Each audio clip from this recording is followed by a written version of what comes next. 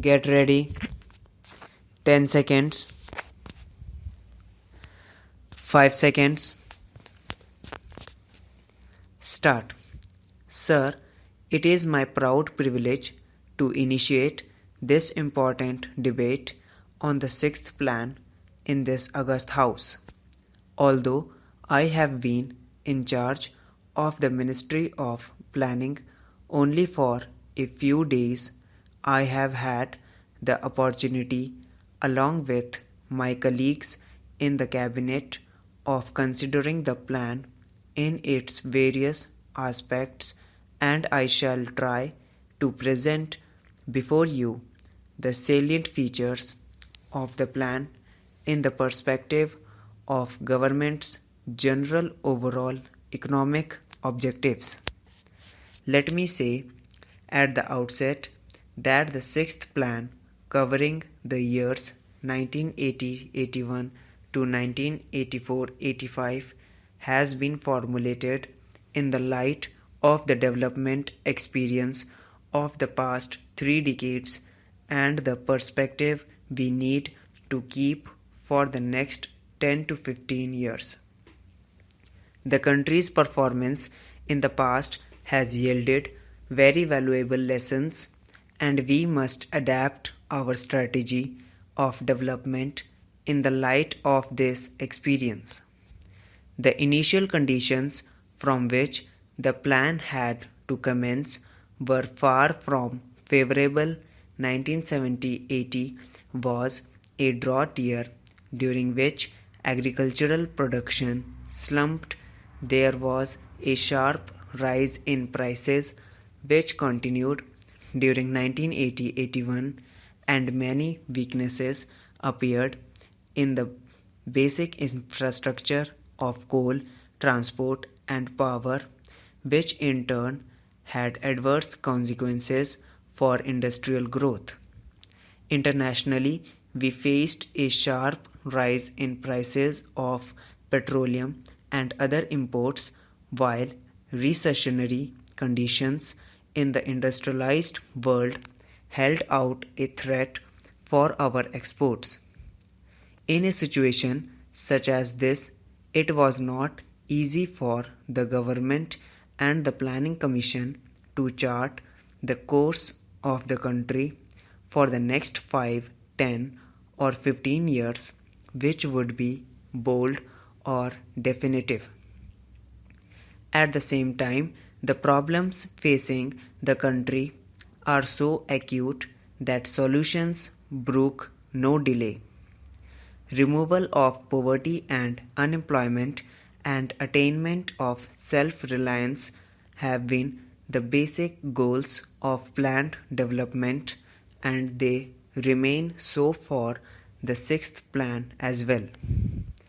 In order to move forward towards these objectives, it is essential, although not sufficient, to achieve a high rate of growth of national income. The plan thus aims at a growth rate of 5.2% per annum.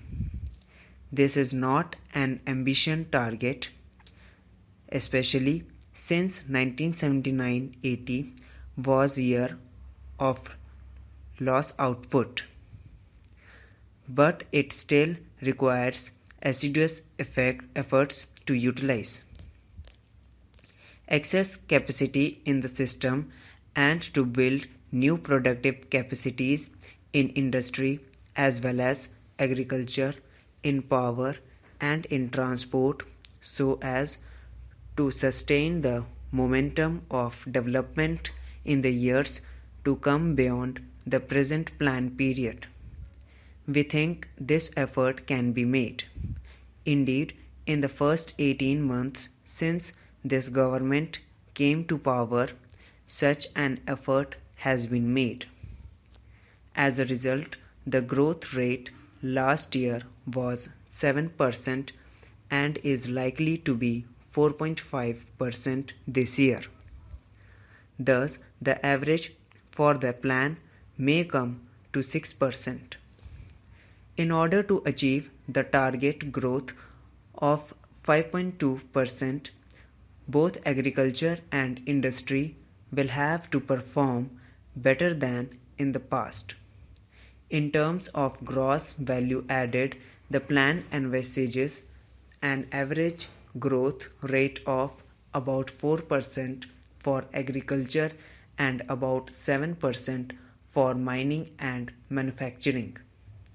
The realization of these targets will require a substantial step up in investment as well as a considerable improvement in capacities which have already been created, particularly in such critical sectors as irrigation, power, coal, petroleum, fertilizers, cement, and railways.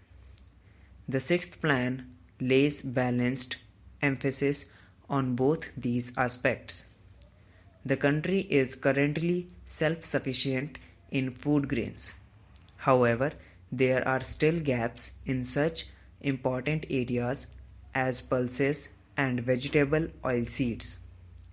Agriculture being still the foundation of our economy, the sixth plan contains a number of programs designed to further strengthen the modernizing impulses in agriculture, covering both food and cash crops.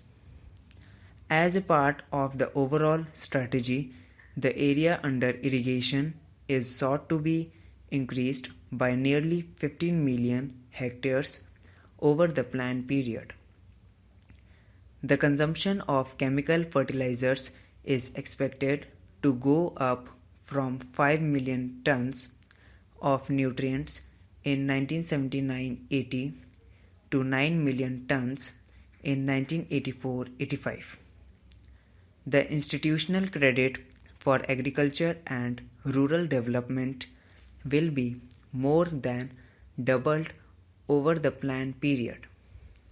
The newly planned National Bank for Agriculture and Rural Development will act as a powerful agent for overcoming the weaknesses of the credit delivery systems, particularly in meeting the credit needs of small and marginal farmers and rural artisans.